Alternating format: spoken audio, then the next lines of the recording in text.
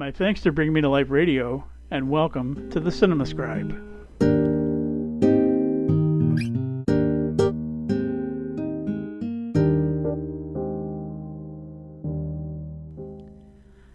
Many of us tend to think of creativity in lofty terms, that it's something to be admired and appreciated largely for its purely aesthetic attributes. And that's certainly all well and good, as it can move us profoundly. But there are times when creativity can do more, much, much more. It can have an impact that inspires not only its creators, but also those who look upon it in awe and wonder, perhaps even enough to change minds and collective thinking in revolutionary ways. In that regard, the influence it wields could be truly radical, as was the case with an innovative but today little-known 1960s television series profiled in the excellent new documentary, Mr. Soul. The American television industry in the 1960s aggressively promoted its latest technological advancement, broadcasting in color. But of all the hues available, there was one that dominated over all others: white, at least when it came to the color of the characters in its programming and the demographic segment of the viewing audience to which it appealed. Minorities were virtually nowhere to be seen. This neglect was particularly true for the black community. With the exceptions of sporting events, the Diane Carroll sitcom Julia, which ran from 1968 to 1971, and occasional guest spots by, quote, acceptable, unquote, entertainers of color, such as Nat King Cole, Harry Belafonte, and Lena Horne, on variety shows, African Americans otherwise typically appeared only in news reports about riots and poverty. This had to change, but how would that come about? The answer rested with National Educational Television, or NET, the forerunner of the Public Broadcasting System, or PBS. As a government-funded organization, NET had an obligation to serve the people, all the people, including those whose voices were underrepresented or not being heard. This was the ideal venue for the black community to take its place in the world of broadcasting. As the first black producer at New York's NET affiliate, Ellis Hazlip was approached by station management to see if he would be interested in developing a program focused on the African American community, particularly in the areas of arts and entertainment. In essence, the broadcast was envisioned as a black version of The Tonight Show. Having experience with staging theatrical productions while attending Howard University, as well as putting on concerts and plays in Europe and the Middle East with the likes of Marlene Dietrich and James Baldwin, Hazlip was well-positioned and extremely well-connected to take on the task of producing the newly envisioned show. And so, before long, with funding support from NET and the Ford Foundation, Hazlip was off and running. The new series, Soul, was about to change the face of television. As an experienced producer, Hazlip was content to remain behind the scenes. His specialty was providing the means for his artists to perform at their best, enabling them to enjoy the limelight they so deserved. He did not want to do anything that would draw attention away from them. So, when it came time to select a host, he willingly stepped aside. But after two initial hosts didn't work out, the responsibility fell to Hazlip, who took on the job reluctantly.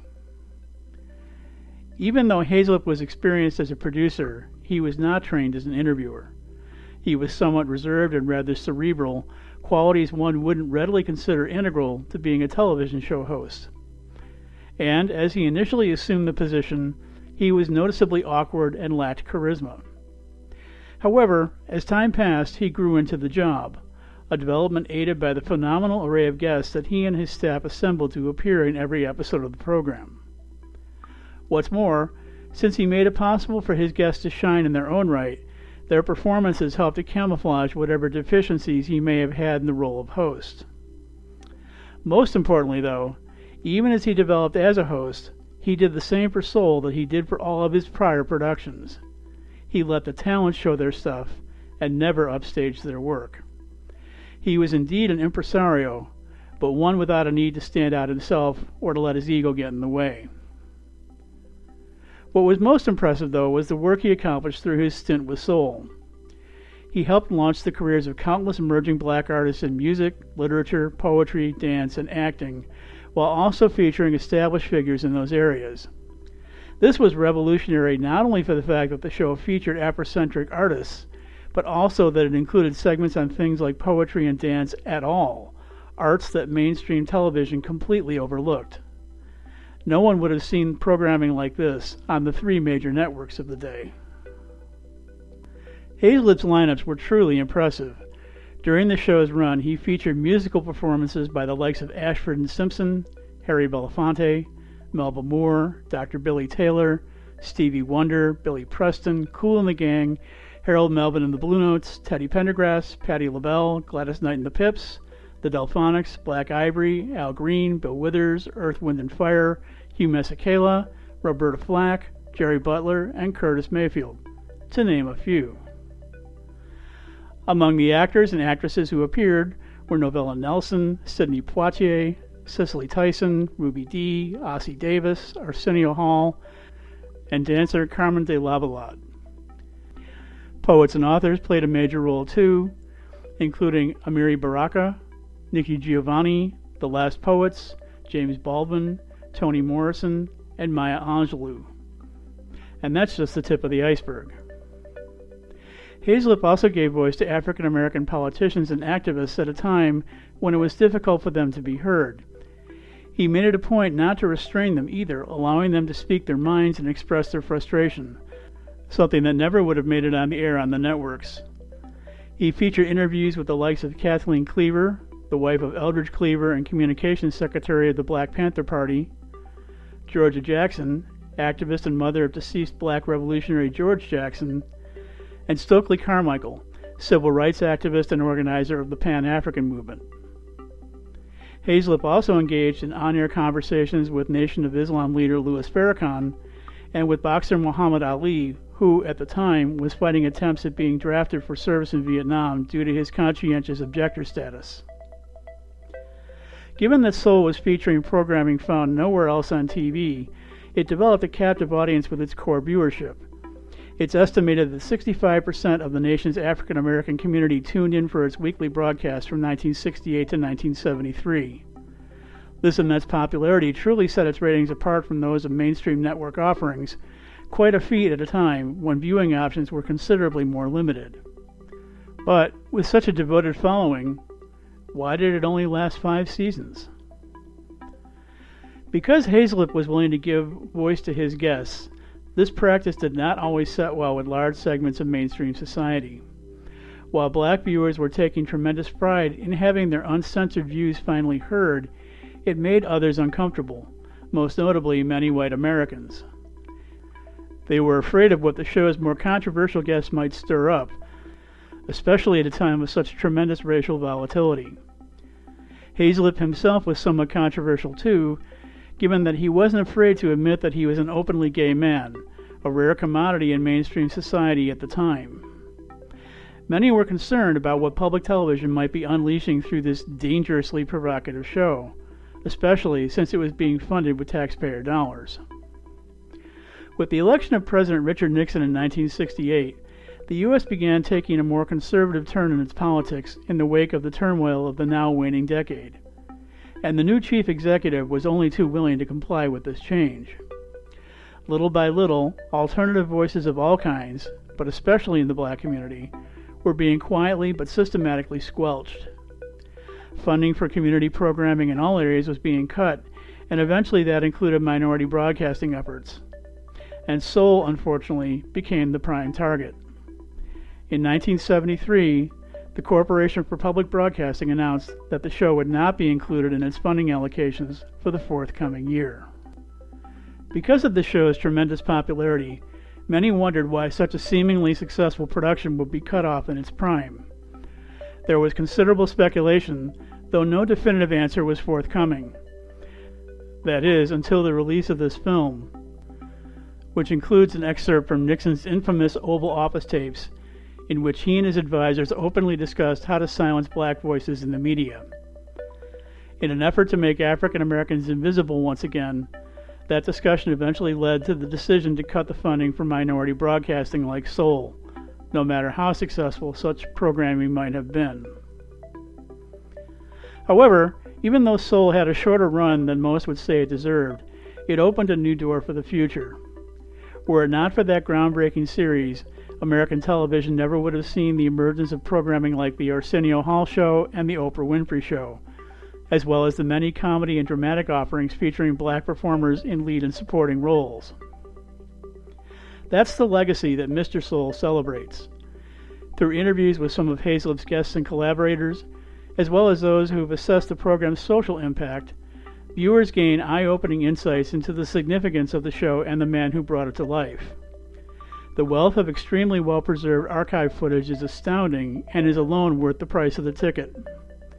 But above all, this picture preserves the memory of a production that made so much possible on so many fronts, one that, were it not for this film, might have easily been lost to history.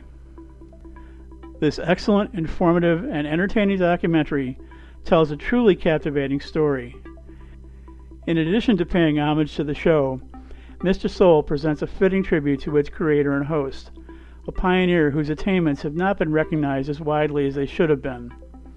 The film's expertly assembled collection of interview footage, archive material, and voiceover segments featuring Hazlip's writings and observations, narrated by actor Blair Underwood, combine to form a kaleidoscopic portrait of a man and his work that truly helped change the world. And its message is still relevant today as we contend with these challenging times. Those who have never heard of Hazlip or Soul owe it to themselves to see this superb release. This 2018 production has largely played at film festivals over the past 2 years, but thankfully, it is now available for online streaming. Sometimes the greatest contributions to our lives and cultures come from those who seem to be the unlikeliest of contributors. At first glance, Ellis Hazlip might have appeared to some as one such example. His reserved demeanor, cerebral perspective, and desire to work behind the scenes were qualities that many would have not looked upon as being integral to inspiring, groundbreaking accomplishments. Yet he did just that, and in more ways than one can count. That's radical transformation at work, something we could use more of these days.